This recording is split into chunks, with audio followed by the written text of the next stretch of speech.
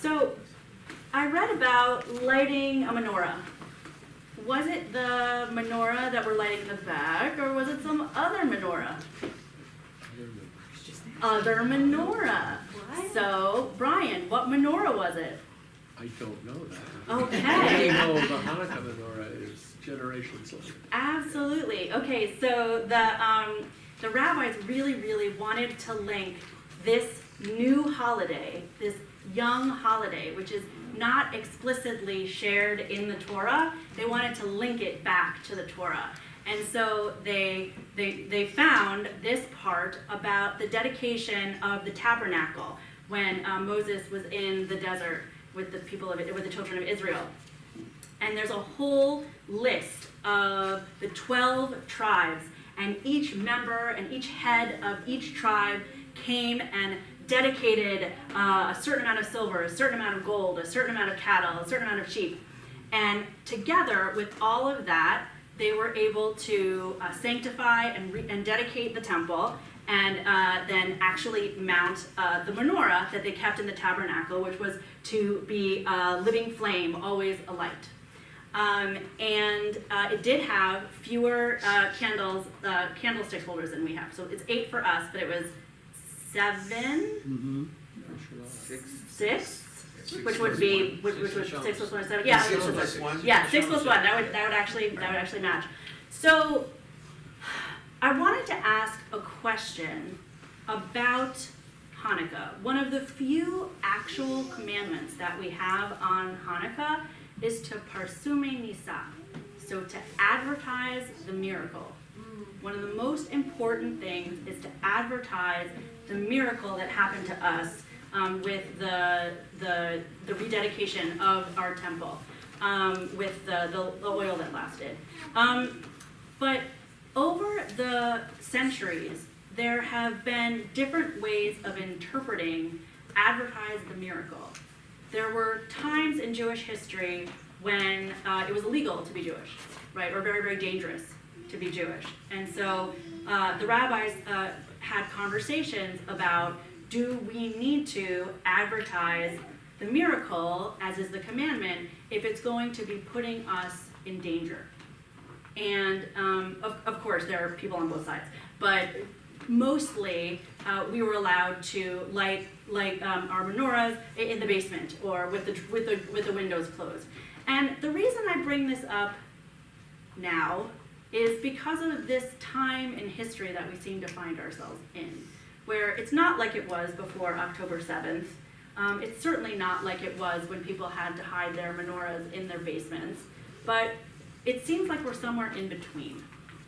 And I just wanted to get a sense from anyone who would feel comfortable sharing about where you are in your comfort level of advertising a miracle that would mark you as a Jewish person publicly. I understand this is pretty loaded, but if anyone's been thinking about this, I'd like to just hold a little bit of space for us to talk about some of these uncomfortable feelings that some of us might be feeling. David, go ahead. I mean, you know some of the stuff I've done. Right, but you can share it, yeah. I mean, I've been assaulted before because of my Judaism. Like I brought up, we had a group thing when Kanye West did that whole anti-Semitic thing. I was leaving a client's office and some guy spit on me, shoved me, called me very old school Jewish. So David's talking about a couple of specific instances when he was targeted for being a Jew. But I just want to add Go one more ahead. Just thing. speak louder so they can hear you. Oh, so okay, they yeah. can So hear you. I was targeted for being Jewish a couple times, like physically assaulted, and along with people saying things and moving their table away from me at a restaurant, etc.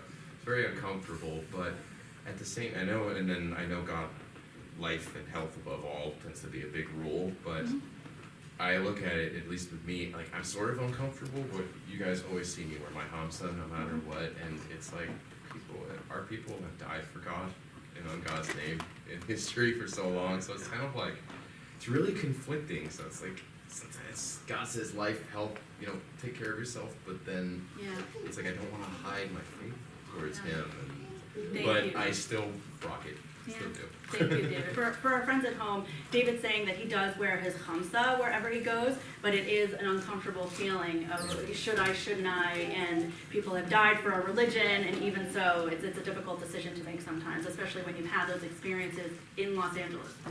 Go ahead, Susan. I'll stand up and go this way so people can hear. Oh my goodness, how responsible. So- We actually have a microphone here. It's a too. tour guide thing. I was in Sherman Oaks with my girlfriend. We stopped to have a quick snack after doing tours, because I'm a tour guide. And I was telling her about my girlfriend's father, who was in the Holocaust and who had been experimented on. And they thought he had a heart attack, and they went to do surgery and found all this growth on there. And they went back, of course, to the Library of Congress and found that they had injected him with kerosene. So we're talking about this, we get ready to go, some tall, blonde, very nice looking man comes up and says, "Are you two ladies Jewish?" We said, "Yes." This is about 6 years ago. And he says, "Well, you Jews are so good at telling stories, you control the media, the Holocaust never happened, blah, blah, blah." Talk about being frightened, the two of us were like, "Oh my gosh." And I said, "We're not leaving till he leaves." But even now, I'm very careful because being a woman, people, Yeah. I'm careful. Thank you for sharing. Yeah. Susan was talking about a very unpleasant experience she had 6 years ago. Go ahead, Fred. Normally for Hanukkah, we open up our front window, the blinds, and we light the menorah so that people outside can see it. Because of the crazy stuff that's been going on, we're the only Jewish family on the block. Last night was the first night when we actually lit the menorah in our kitchen, away from the front window, because again, I don't know who's gonna be driving by on my street in that neighborhood, and it's a very good neighborhood, but you never know. Yeah. Right. Yeah, Fred was just, for Friends at Home, Fred was just sharing that they did not light their menorah this year in the window like they usually do for fear of what might happen. Debbie, did you have a hand up? I refused to hide my identity, and I talked to people in the store. One woman was asking something about some Hanukkah decorations I was buying, and I said, "Oh yeah, they're over there." And we spoke for a minute. We also have decorations and lights and whatnot in our front window, and I wasn't going to put them up this year, but I said, "You know what? We're putting them up, we're putting the lights on, I want as many people to see it as possible, and if we don't get a brick through the window, we'll be very happy."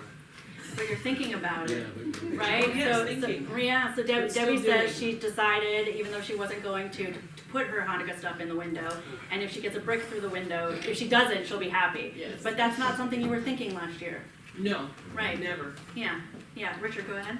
I was just saying that there's a component here in which it seems to me, I don't feel as you do, that it's a kind of allegiance to God that's at risk. I do think, as you do, that it's about identity, and I also think that it's so closely tied to what's happening in the Middle East that I don't want to suggest in any way that I'm embarrassed about what Israel is doing, that I don't want to concede that Israel is doing something terrible, that I want to remember that who started this, and that Jews are not people who you can just damage and they'll turn the other cheek. And so that I think it's important to say, no, yes, that's right, I'm Jewish, let's be clear about that. Because I think that it's part of what the Israelis feel, really, which is that we're going to affirm our right to be here, and not kind of slink away and maybe somebody will not like us and try to do something. So I can understand the feeling that people have about vulnerability, but at the same time, it just seems to me that it's important to say, we're not going to be pushed around again, and we're not going to be made frightened about the prospect of confrontation, and that, I'm Jewish, that's right. If you have something more to say about that, then I'd like to hear what it is. So I have a kind of not that I fail to understand the sensitivity and vulnerability that people have, but I think that there's a kind of imperative to do something against that and to contradict those stereotypes and to make an affirmative statement. Yeah, just for friends at home, Richard said many wonderful things, but the thing that I'm going to share with you is that he wants to make sure that people don't think he's ashamed of what's going on in Israel, and that we're not going to say that there's something wrong, and so you're going to continue to share who you are, and if you want to have a conversation about it, that's fine. Yeah, and I just wanted to state before I ask Ron that I am just very grateful that everyone shared. I do not have, I just want us all to be able to be in a space where we feel heard and supported regardless of how we're feeling in this moment. Ron, go ahead. A couple of things. Well, I live in the same very neighborhood as Fred does. I thought about the idea of opening the window and putting my menorah up. We haven't set ours up yet, we've just been busy. But I am going to do that tonight or tomorrow, and I'm going to be proud of being a Jew. I was across the street where there are non-Jews that live, and they were putting up their Christmas lights, and all three of them said to me, "Are you putting up your menorah this year? I look forward to seeing it." And I said, "Absolutely." So I thought that was a good sign. I think it would be a lot easier to put up a menorah if your neighbors were saying, you know what I mean? I mean, that's like, but I think that might have been an intentional move. It's not like they don't know what's going on in the Well, no, Middle East. They were saying, you know, And they know we I'm support not the only you. Jew on the block, but Yeah. we're close enough to Yeah. talk about stuff like that. And he puts up a beautiful display of Christmas lights, which I admire every year, and I tell him that. So I have a question, and then we're gonna move on. But and I hope that people who haven't shared will share amongst themselves afterwards. I think this is an important conversation to continue. But we have at the Santa Monica Synagogue an enormous menorah, and it could be in front of our synagogue. It could be in the parking lot, or it could be out front. And I'm just wondering, because it's not only my decision to make, how people are feeling about that. And I don't know that whatever we discuss here will have any influence, but I am curious, how many people would like us to put the huge, enormous menorah up? Okay, and how many would prefer that we keep it down? Okay, how many people did not raise their hands? Okay, you must raise your hands. Up where? Steve, go ahead. Something that, I had my hand up to display the menorah, Uh-huh. but are we able to do it in a responsible way that we know it can be defended? We don't wanna Do necessarily. we know it can be defended? defend it. Can you stand out there with a pistol and? Is there a way that